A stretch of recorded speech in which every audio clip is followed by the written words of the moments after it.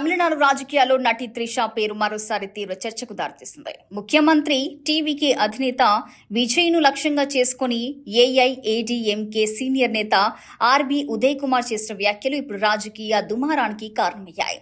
ఇక తుత్తుకుడిలో జరిగిన పార్టీ సమావేశంలో మాట్లాడిన ఉదయ్ కుమార్ విజయ్పై విమర్శలు చేస్తూ విజయ్కు సన్నిహితురాలిగా ప్రచారంలో ఉన్న త్రిషను ఉప ముఖ్యమంత్రిగా ఎప్పుడు నియమిస్తారో తమిళనాడు ఎదురు చూస్తుంది అంటూ వ్యాఖ్యానించినట్లు సమాచారం. ఈ వ్యాఖ్యలు సోషల్ మీడియాలో వైరల్ కావడంతో త్రిష అభిమానులు తీవ్ర అభ్యంతరం వ్యక్తం చేస్తున్నారు.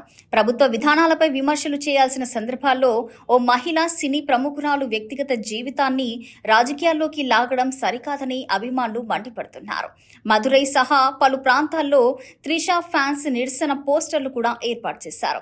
ఇదే అంశంపై ఇటీవల మరో రాజకీయ వివాదం కూడా చెలరేగింది.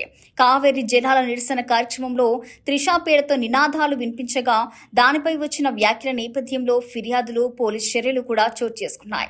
అయితే తమ వ్యాఖ్యలను వక్రీకరించారని సంబంధిత నేతలు స్పష్టం చేశారు. సినీ రంగంలో విజయ్, త్రిష కలిసి నటించిన సినిమాలు, వారి స్నేహంపై గతంలో వచ్చిన ఊహాగానాల కారణంగా ఇద్దరి పేర్లు తరచూ వార్తల్లో నిలుస్తుంటాయి. అయితే వ్యక్తిగత సంబంధాలపై ఇద్దరు ఎలాంటి అధికారిక ప్రకటన చేయలేదు.